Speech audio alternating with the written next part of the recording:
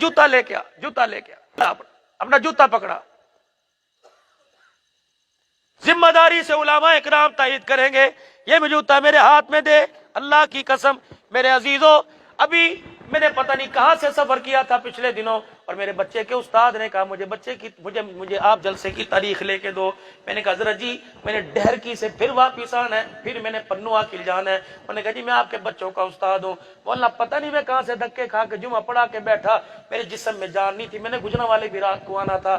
پتہ ہے میرے بچے کے استاد نے کہا صدیقی صاحب اللہ اکبر، تیرا احسان ہے کہ تمہیں میں تاریخ دی۔ خدا کی قسم میں نے کہا تیرا احسان نہیں، میرا احسان نہیں، تیرا احسان ہے۔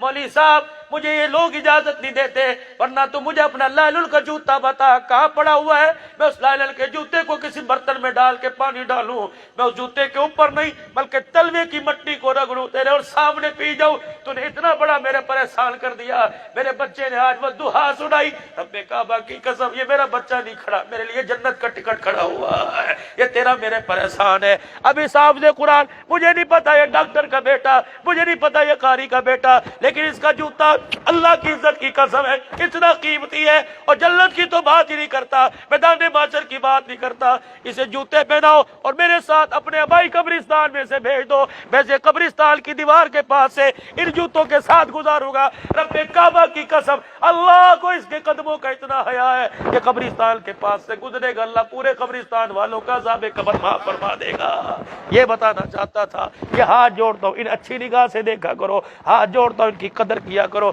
قاری صاحب تو مبارکباد کا مستحق ہے، ہر سال پتہ نہیں کتنے جنت